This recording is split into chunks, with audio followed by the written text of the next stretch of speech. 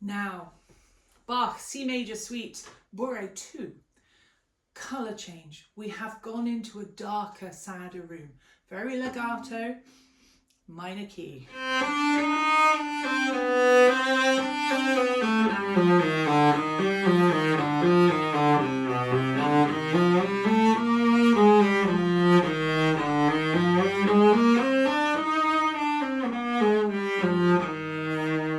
So it's about bow distribution again. Sometimes we have bows that last for a minim, sometimes we have bows that last just for a crotchet, but you have to regulate the speed of bow and the contact so that the line sounds the same all the way through. So have a listen. You have to play your bow changes almost as if you're standing in shallow water and you're trying to walk through that water without creating too much ripple, as minimum ripple in the water as you can. So we don't want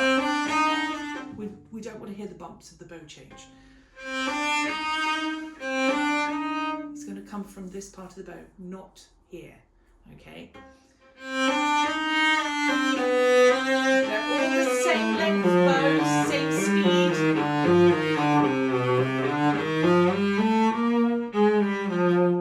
They are deliberately shorter because suddenly there's a slightly new idea being suggested in the music. So we have the legato, half the bows.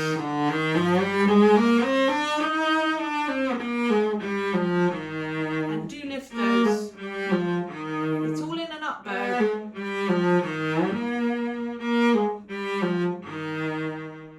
So it's about stopping and starting on the bow. This is very sonorous. Think of one long line. We have to change direction of bow because our bows don't go on forever. But we have to make it sound as if it's all one long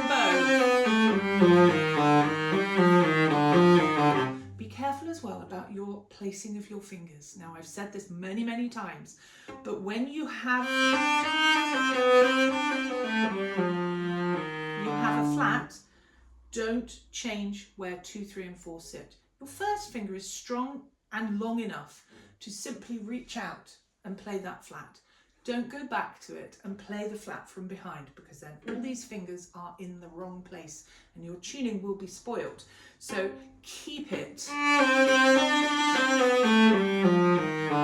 And of course, if your hand is too low, you won't manage it.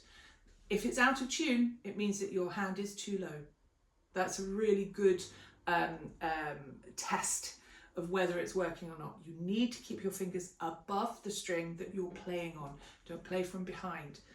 Fingernails again, because you're playing on top of the strings, your fingernails will get in the way if they're too long, so take care with that. So we have very sonorous, slightly lighter there, crescendo as you go up, diminuendo as you come down. Now these are crotchet length bows now, all of them.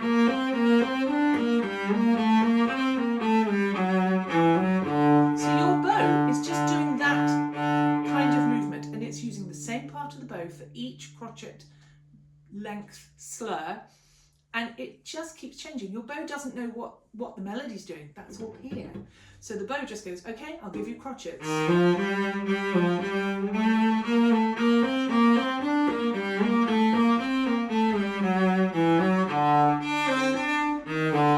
Change. So longer, little note. We don't want it sticking out too much. We just have to do a more lively speed of bow for that single quaver. Crotchet lengths. So the second half is immediately livelier, more lively, because we are, instead of playing bows of minim lengths, 2 beat lengths, we're now single beat lengths. So all these quavers just move forwards. Now, if you want to get that in tune, you're going to have to lift up past this. You don't like doing that. There is no other way to do it. You have to lift it up. Don't fall into the trap that everybody does when I say lift up your arm. People do that. See the difference. your wrist has just dropped. That won't solve what I'm asking you to solve. Lift up your arm. Imagine there's an elastic band around your wrist, and it's not crazy, just lift it up enough that you could continue all the way up to the end of the cello, to the end of the string.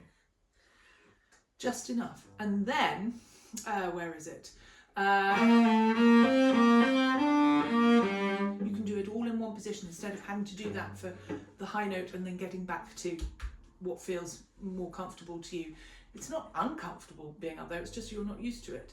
So, despite my asking you to keep thinking about that. So, here we go from double bar. Lift. See, the arm is all in one position. One height, I mean, one height.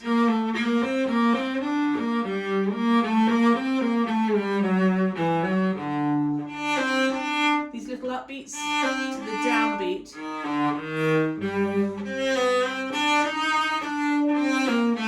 Nice rounding off phrase away, diminuendo. Meaning length bows come back.